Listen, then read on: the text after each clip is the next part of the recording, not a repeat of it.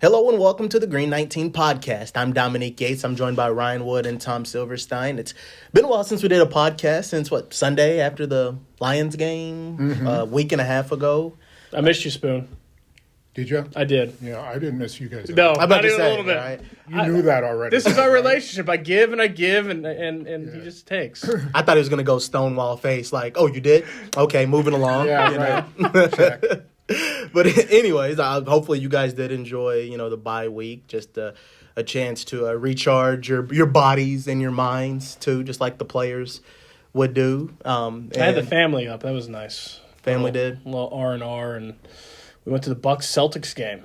Nice. Boy, are the Bucks hurting right now? This is not a Bucks podcast, but it was a fun game, and Giannis is a freak. Yeah, I know. Sorry, Jr. Radcliffe. Goodness. He was going to take the thunder talking about the Bucks on a podcast. But it was fun. I took the kids and the parents. It was a fun time. I covered state volleyball. Yeah. Over at the Nice. Resh. Up here? Yeah, it was good. Saw some good competition. Actually saw it was pretty incredible plays out there. And a little break, a little change of pace after doing football for, 9 weeks to mix it up. And Tom, I know you went on a top secret travel location. Yes, doing some serious scouting. So Made it back in one piece. I did. So that's Made good. It back. Yep. So it's And good it's to all see. good now. Good to see you and good to see you guys. And let's just jump into it, though. Since we last had a podcast, there's been some things that have kind of happened within the organization. And I guess we can start with Preston Smith. That was obviously the big news from since the bye week, was traded to the Pittsburgh Steelers. And, one thing that stood out to me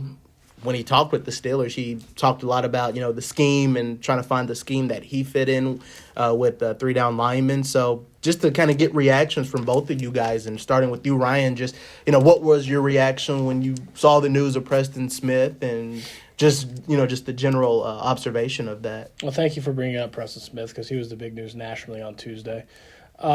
It's a big shift in this locker room. I kind of wondered right when the trade happened.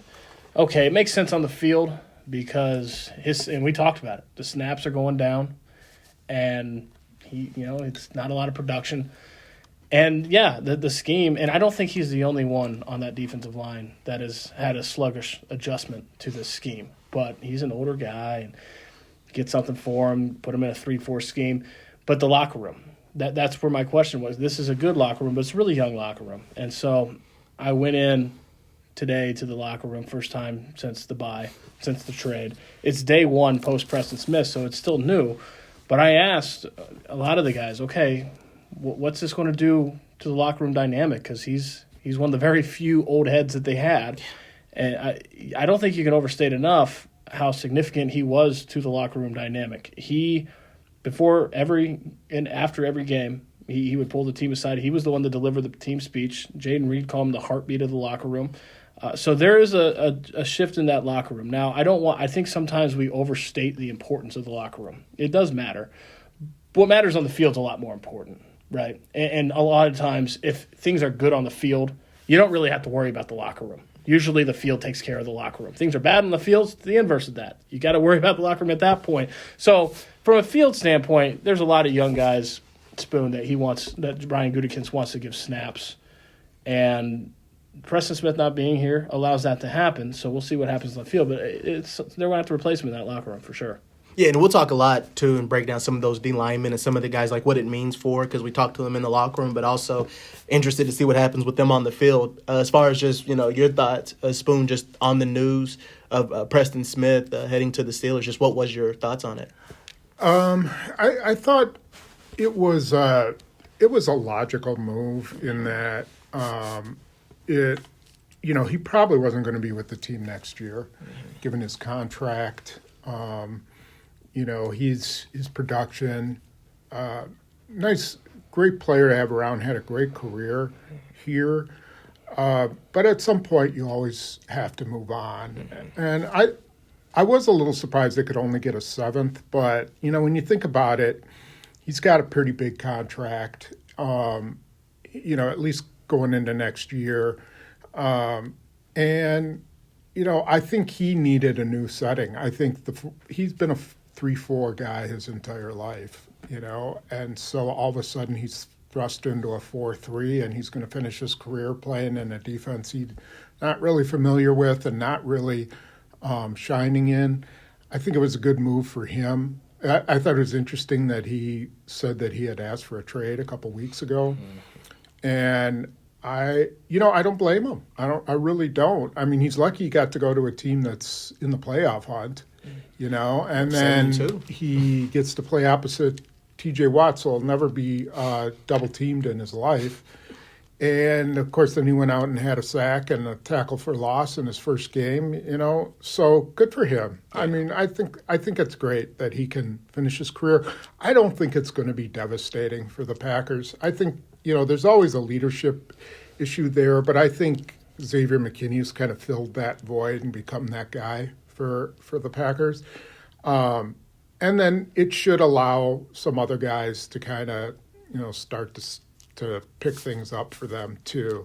All in all, I mean, I wasn't totally surprised just because, like I said, the number of snaps were going down and his future wasn't, secure here. So, now it gives a guy like Aaron Mosby a chance to play. And I think they've been wanting to get him on the field a little bit. They put him on the field finally for some of his first snaps. He gets a half a sack, And so I think they need to find out what he can give them. Yeah, when you look at Mosby, like I said, we talked with him in the locker room, and he mentioned how big it could be for confidence when you're able to get a sack against a really good tackle from Detroit. Penei Sewell, yeah. So, I mean, just that's something that you can build off of. I mean, you saw him in preseason. He was one of those last few guys trying to fight for a roster spot. He had a good, preseason finale, and he did really well. Just, what could a guy like Mosby, and there's so many others, but just a guy like Mosby, what could he add to and bring to just a unit that is young, but like I said, there's still pieces there. Yeah, he said that he was surprised to even be on the field. They just kind of threw him in there. He didn't really expect it and just did his best to transition speed to power, and he was able to do that against Penei Sewell, who's really, really good in pass pro. So it was a good moment for him. I think in general at the edge rush position, if you're a pass rusher, more snaps is very beneficial. More snaps are helpful to get into your rhythm. The more opportunities, the more swings at the plate, right? The more that you can kind of piece your moves together and play off your moves and use your full arsenal.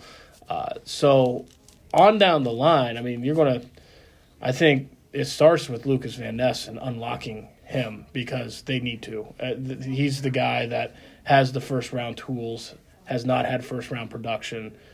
There's nobody on that defensive line that, especially the edge rush, that could really make as big of an impact on this defense by just getting off the schneid as Lucas Van Ness. So you start there. But guys like Kingsley Enagbare, Aaron Mosby, they're going to get more snaps now. They're young guys. It reminds me a lot of what Brian Gutekunst did a year ago when he traded Rasul Douglas, in no small part because he wanted to get Carrington Valentine some snaps. I mean, the difference now is that they are bona fide contenders, and back then they were in let's develop the young guys mode because they didn't look like that season was going anywhere. But Brian Gutekunst believes in youth. He wanted a year ago to get Carrington Valentine on the field. It certainly helped out the defense. It helped out a young seventh-round rookie. It's very similar to what he wants to do with the edge this year. Yeah, what more do you want to see from just that D-line group? Because I feel like there's so much more that you could see, but what are you observing when they get into this second half of the season? Well, I mean, I think there's been a decent amount of pressure. When you have 19 turnovers, that's some of that has to be related to pressure. Right. When you've got 19 takeaways, 10 interceptions, some of that is got to be credited to your front. But they need to be able to have some more pressure as a four-man, rush. When they rush forward, they got to get more pressure than what they're getting. And I do think it's been a transition for those guys. They were all drafted as 3-4 outside linebackers. That's what they were envisioned as being. That's what the personnel department viewed them as. And now they're 4-3 ends. And it's a different position. There's a little less freedom, with pass rushes. They need to get up the field quicker. I think Mosby offers something a little bit different. All their pass rushing guys are 6'4", 6'5", long levered, guys who rely on their arm length and all of that. And Mosby's kind of a shorter guy. He gets under pads. He can kind of, slip and slide around. Brenton Cox is kind of like that too. And so, maybe that kind of a change-up helps, Maybe Sewell had been going up against Preston Smith and Gary that whole game, and all of a sudden he gets a guy who's shorter, a little quicker, probably faster than any of the other guys, and I think he tripped on the guy next to him too. But it's just a little different guy, and so I think that doesn't hurt to have that. What about for you, Ryan? Just what do you want to see more from this D-line after you went through this first half of the season? What are you observing through this second half? Getting home with 4, which was the original plan for Jeff Hafley coming into the season. And to Jeff Hafley's credit, as Spoon said, he has compensated and he's been creative to get pressure still with his scheme. But the ideal for any defensive coordinator is to get home with 4. You have more people in coverage. It's tougher for the quarterback when you can consistently get after him with 4 pass rushers, and they have not been anywhere near consistent enough with doing that. And I think it goes on down the line, right? Lucas Van Ness, I mentioned. Rashawn Gary, 2.5 sacks. That's not enough. Kenny Clark, not a single sack yet this season. I spoke with Kenny Clark today, and I think what his answer also pertains to Rashawn Gary. These are good football players. It's not like, and Kenny Clark said, it's not like I forgot how to rush the passer. Yeah. It's not like Kenny Clark and Rashawn Gary forgot how to rush the passer one season to the next. They've got a proven track record in this league. So that's not the difference. What's the difference? Well, they're in a new scheme now.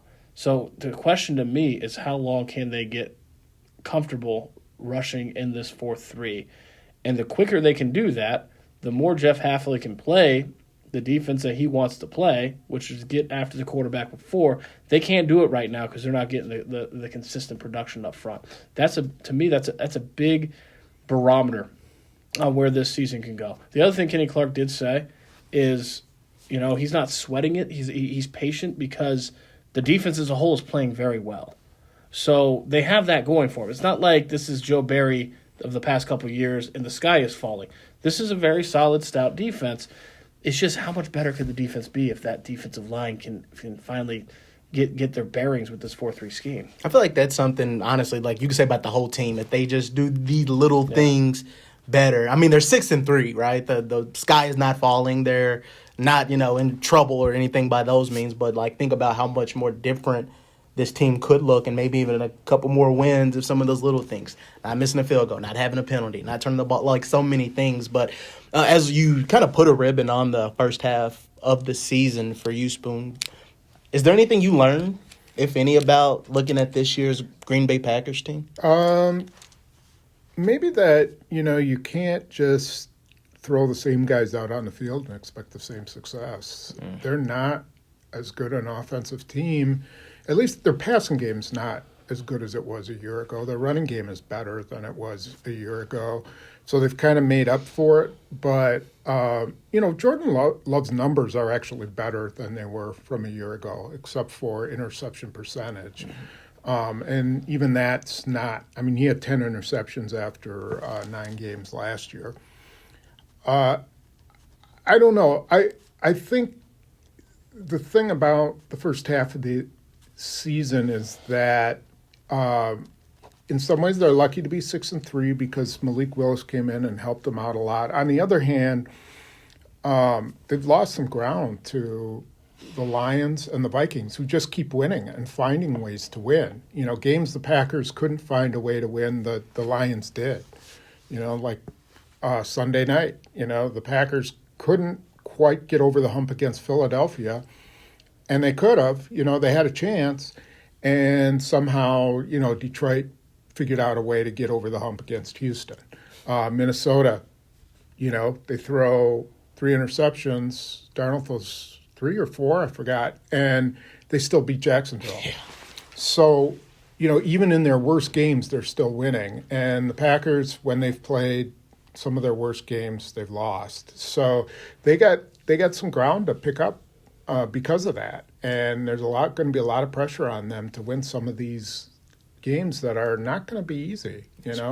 San Francisco's picking up. Miami will probably be better by the time they face them.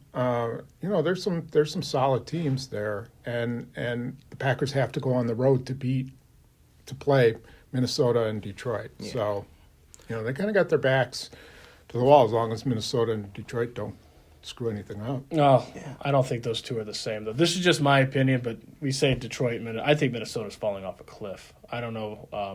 I know that they're going to have enough wins to get into the playoffs because their schedule is very weak down the stretch. But that is a team. I think Sam Darnold's regressing back to the mean. I think that they haven't been able to put it together against some really bad teams. They're winning.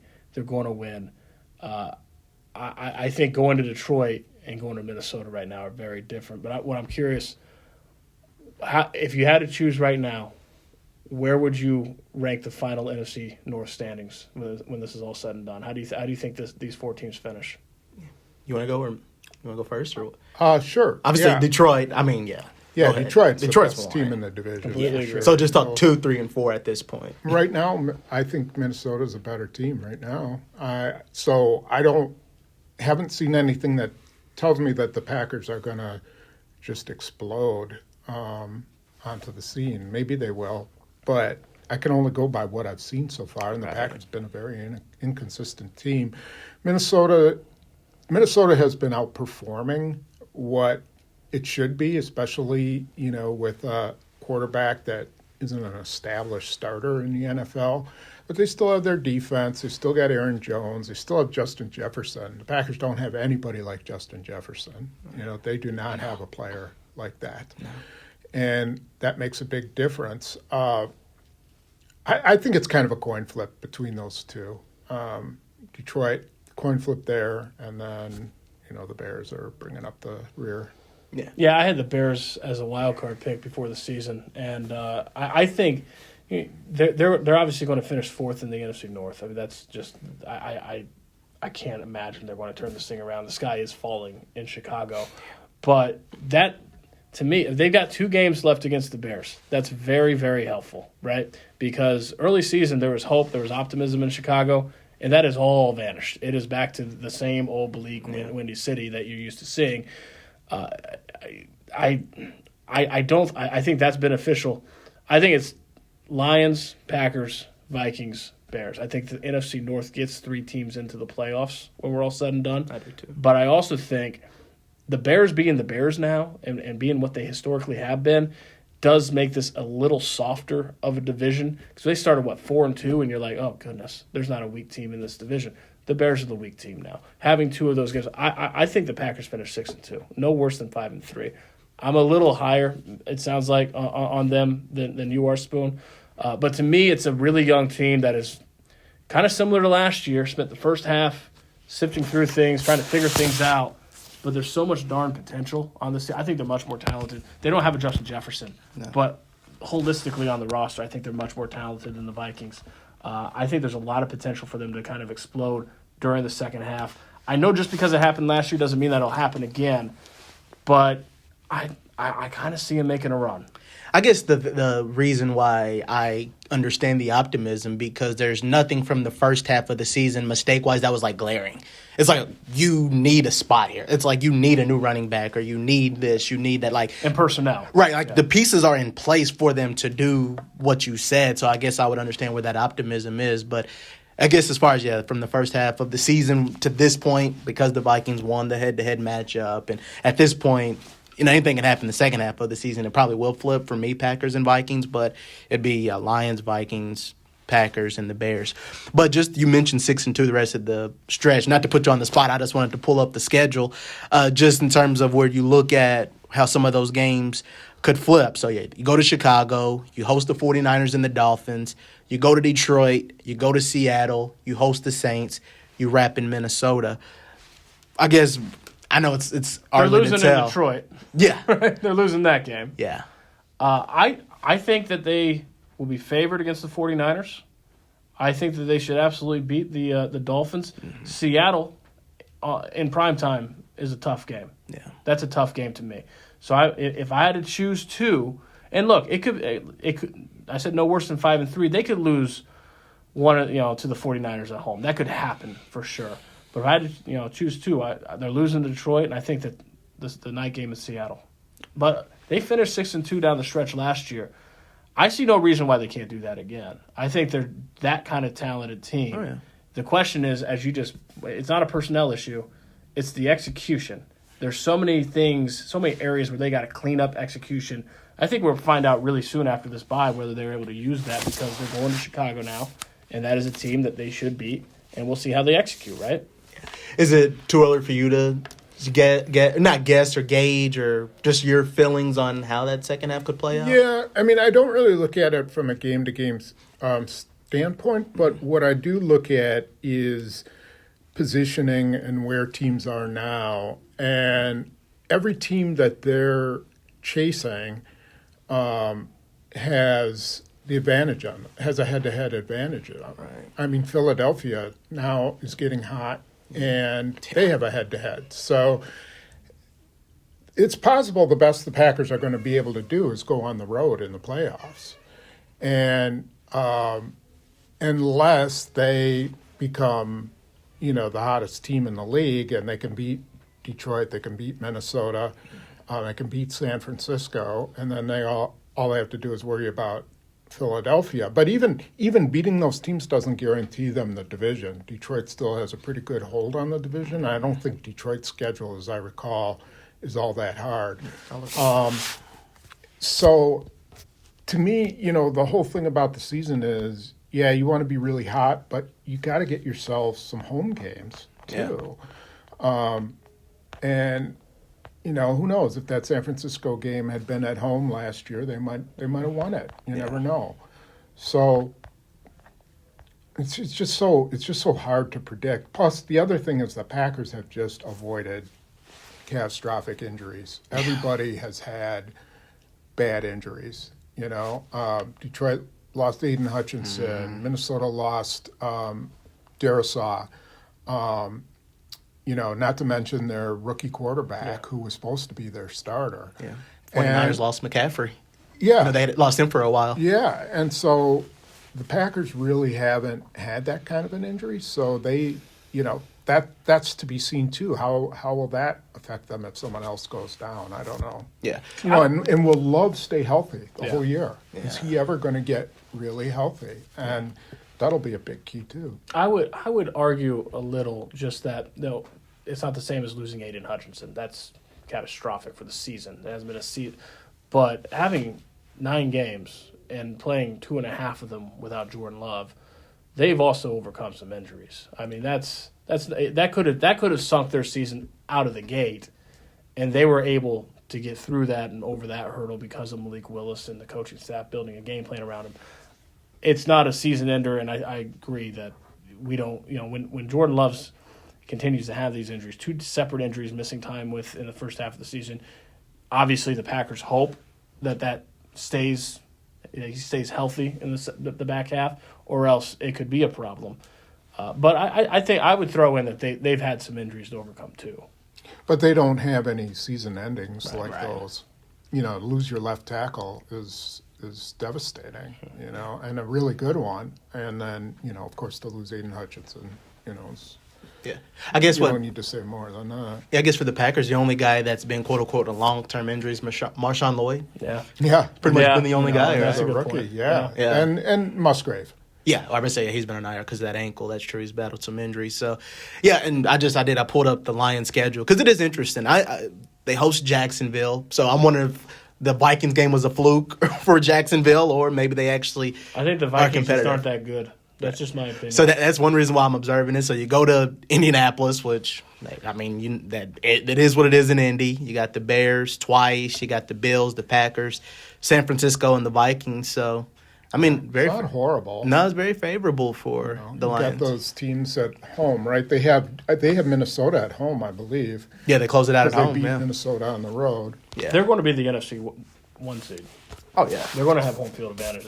The path to the Super Bowl in the NFC is going to go through Detroit. That's true. Which is why I know sometimes maybe at the end of the season you might be thinking and looking back for the Packers thinking like, man, that Vikings game, why'd you start so slow? That Lions game, you should have tried to steal one at home because, some of those type of games are just split. Like if you can steal one at home, lose it on the road, you at least feel better. But if you drop both of those games, it just makes things much worse. You throw 5 interceptions in a game and you still find a way to win. Yeah. That's amazing. It really is. And that's the sign of a really good team. And they were able to overcome it. The Packers couldn't overcome Jordan Love's really dumb interception against the Lions. Yeah. So, that tells you a little bit about where each team is right now. But, second half, you never know how that stuff plays out. The thing that stood out to me as you were going down the tiebreakers, which I had not considered yet, and this is not some grand revelation, but it really, I think, emphasizes how important that 49ers game at home is going to be. Oh, yeah. Because when you think, okay, they've got 4 games against the division left, those are all obviously important. They're division games. But 49ers might as well be a divisional team in terms of their significance because you can't afford to lose any more head-to-head tiebreakers, and that's another team that you're going to be vying with. Or NFC games. Yeah. They can't afford to lose. They've lost too many NFC games, and that's tough. They've cleaned up on the AFC. I would say South, they'd be high on the list of the AFC. Yeah, like if they could play the AFC South, they'd be good all year. God, yes. And the other thing, too, is it's not like you can just assume the 49ers are winning the NFC West because that's a logjam right now, right? Beating the Rams and beating the Cardinals from a head-to-head standpoint is obviously very significant, especially if the 49ers do win the NFC West. But if not, and that's another wild card team you're buying it out for, you can't drop any more head-to-heads. True. Especially the Rams are getting healthier, too. Yep. That's one thing that stood out. So, yeah, it's going to be just really fascinating. Here's another point or something that we talked about because we did it in, like, our question of the week. I always like those discussions, and I think it'd be another one worth kind of honing in on for the podcast. I know we talked a little bit about it previously when we looked at the interceptions, the drop passes, the penalties. I guess what is the major thing for you, like if they take out one of these and you keep the other 2, if that makes sense, like if you only had penalties but you kept interceptions, drop passes, I guess what do you think is the number one major thing that they just have to get rid of from the list of interceptions, drop passes, and penalties? Interceptions for me, but I look at it more as a whole, and I even added to the discussion, they're 29th in red zone offense, and the 4-3 change up front on the defensive line. I think you add those 2 to the interceptions, the drop passes, the penalties, especially the 30 pre-snap penalties, which entering this past week was second in the NFL. Maybe I'm just being too optimistic, but I'm seeing a team that's done a whole lot wrong, that's still 6-3 and is very talented, and I'm giving because they're young, I'm giving them the benefit of the doubt that they can clean these things up. Matt LaFleur can repeat what he did last season when he coached this team up to its potential, and that it can finish strong. But if you're asking for the number one, and there's a lot to choose from. For me, it's the interceptions. You can't keep giving the ball away. Those are killers, 2 pick sixes, and you've got a defense that takes the ball away. So every time you give it right back, you're negating what's been the strength of this defense, which is taking the football. Yeah. What about for you? Well, I was all in on interceptions until I saw the 2 games yesterday where those, the Vikings and Lions won despite all those interceptions. The Chiefs have been winning all year despite interceptions. I think I'll still go with interceptions because I think they've been pretty devastating for the Packers. Like they've been huge impact interceptions. Yeah. They haven't just been flipping field position. They've been touchdowns. They've resulted in touchdowns. They've, killed drives. I think that's probably still the number one thing, and it was what really propelled them last year was that, Love only threw like 1 interception in the last 8 games or something like that. And so, yeah, I would stick with that. The penalties, the penalties and the drop passes, are probably more of a focus issue. I think that the penalties have been reaction to some of the teams that they've been playing. There have been some talented teams, some talented defenses that have forced them into holding penalties, false starts. things like that. So maybe that changes. Maybe they figure out, better ways to do things. But yeah, I just, they can't go on with the dropped interceptions, but the interceptions are worse. Yep. Yeah, that's where I've been torn too, because you just brought up the great point with some of the interceptions. Like you said, it'd be different if Jordan Love's taking a heave at the end zone and it gets picked off. It's like whatever. But some of the, their pick sixes, he threw one. In Jacksonville, they had a short field. They went and scored. Like, you're putting your defense in just these horrible situations. So, if you can cut down on those, I think good things can happen. But I guess for the penalties, you mentioned one of the strengths for this team has been running the ball. You're not having much success if you're trying to run it on 2nd and 15 or 3rd and 12 or what have you. So, for me, it's like 1A, 1B with interceptions and penalties. You're right. It's a much different game when you're not negating 10-yard runs or you're 2nd and 5 instead of 2nd and 15. Yeah. So, or 1st and 15. So, I agree that it's close. Yeah. I guess, just as we near the end, just what are some final thoughts from you guys and just takeaways? For me, I just look at the NFL. It feels open. Like, it doesn't feel like there's like a previous, you're like, okay, the Chiefs are going to cruise or maybe this team is going to do something. Like, I just feel like there's a handful of teams that really have a shot at the Super Bowl. And maybe call me crazy. I don't think the Packers are that far from, like you say, the pack of those top dogs.